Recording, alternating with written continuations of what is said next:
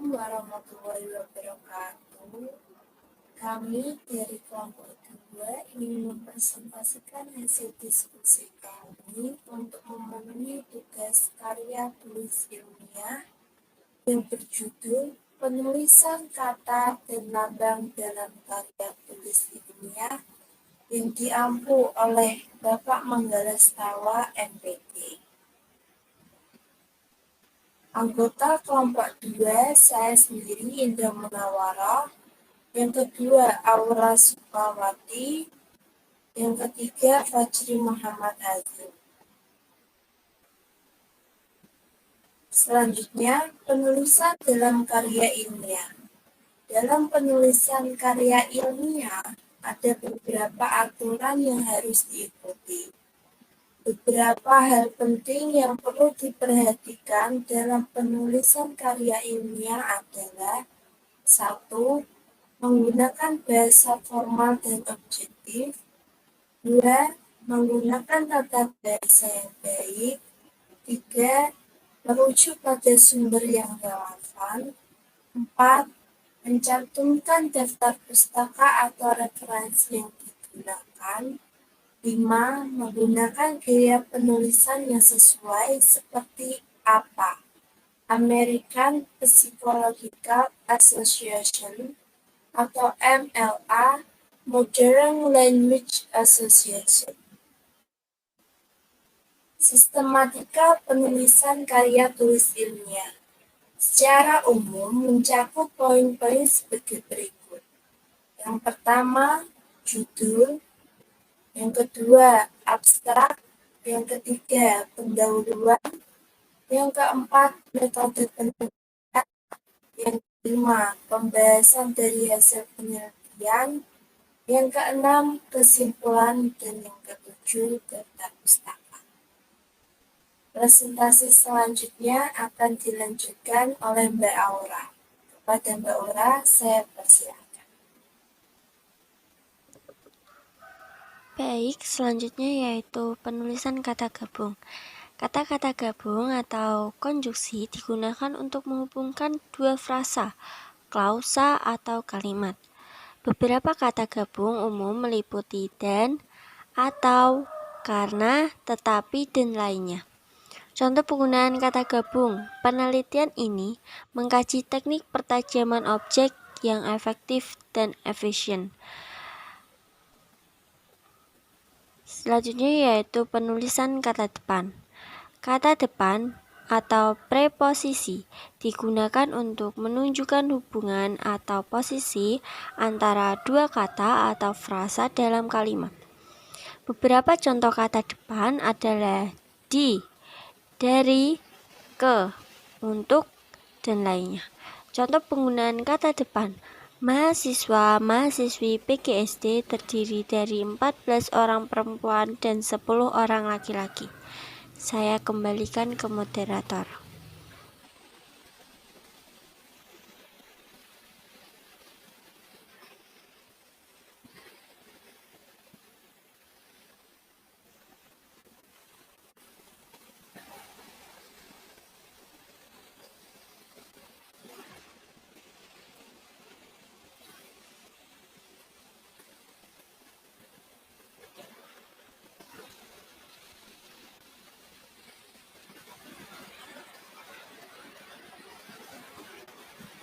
Presentasi selanjutnya akan dilanjutkan oleh Mas Fajri.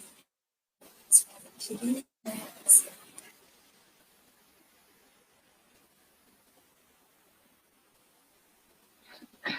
Baik, penulisan kata ulang singkatan akronim.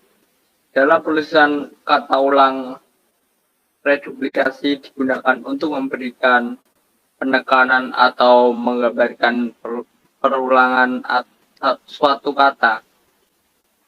Singkatan dan akronim di sisi lain digunakan untuk merujuk pada istilah atau frasa yang disingkat. Contoh penggunaan kata ulang. Setiap kelompok mengerjakan tugas bersama-sama. Contoh penggunaan singkatan. IAI atau Ikatan Arsitek Indonesia adalah organisasi profesi arsitek di Indonesia. Contoh penggunaan akronim UNESCO atau United Nation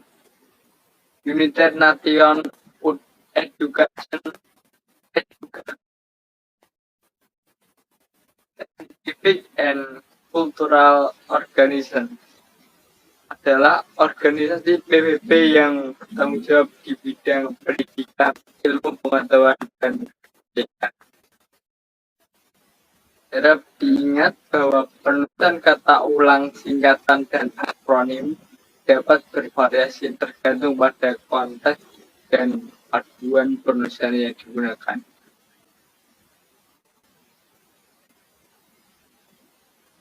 Angka dan lambang bilangan.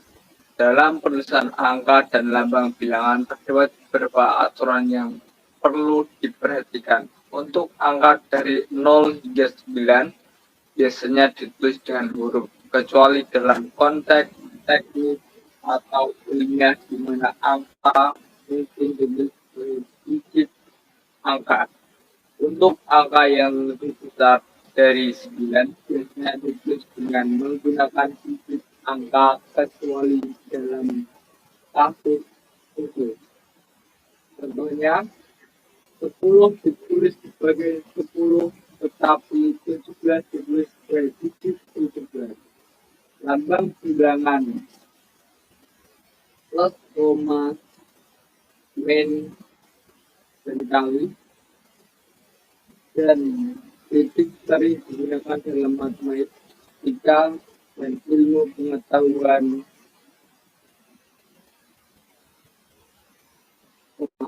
Lambang bilangan seperti plus, koma, min, x, dan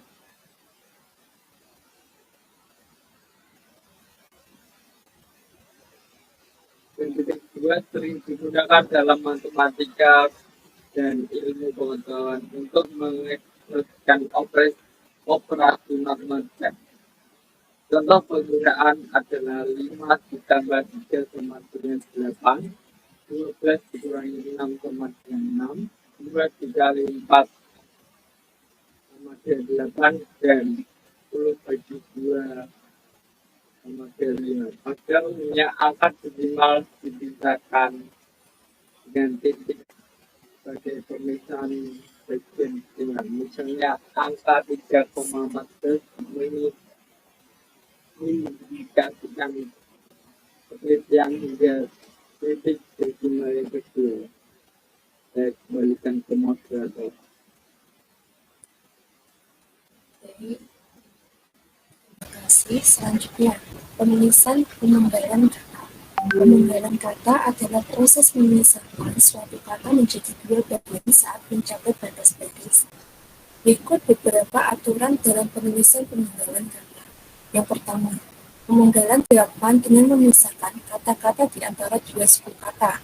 Misalnya bulan menjadi bulan dan berbicara menjadi berbicara.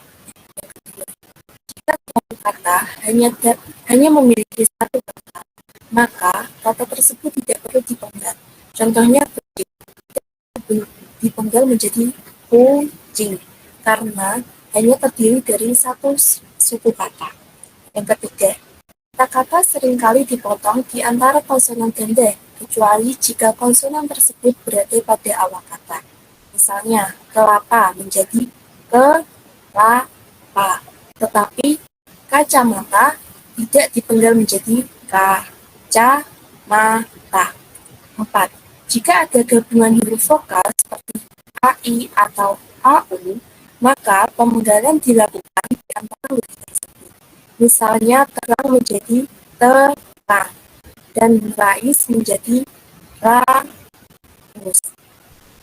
Yang kelima, jika kata tersebut memiliki afiks, awalan atau akhiran, pemenggalan dilakukan di antara afiks dan akar kata. Misalnya bermain menjadi bermain dengan awalan ber dan akar kata main.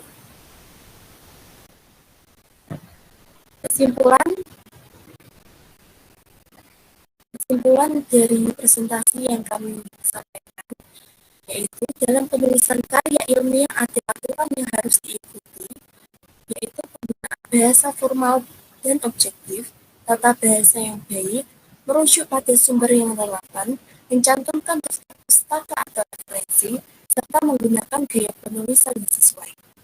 Selain itu, dalam penulisan sebuah karya ilmiah, salah satu yang perlu diperhatikan adalah penulisan kata maupun lambang. Dengan penulisan kata dan lambang yang tepat, maka pembaca tidak akan mengalami salah tafsir terhadap isi dari tulisan tersebut. Dan isi tulisan tersebut dapat tersalurkan kepada pembaca, sehingga tujuan penulis dapat tersampaikan ke pembaca. Sekian dari kelompok 2, kurang lebihnya mohon maaf. Saya sebagai moderator pamit undur diri. Wassalamualaikum warahmatullahi wabarakatuh.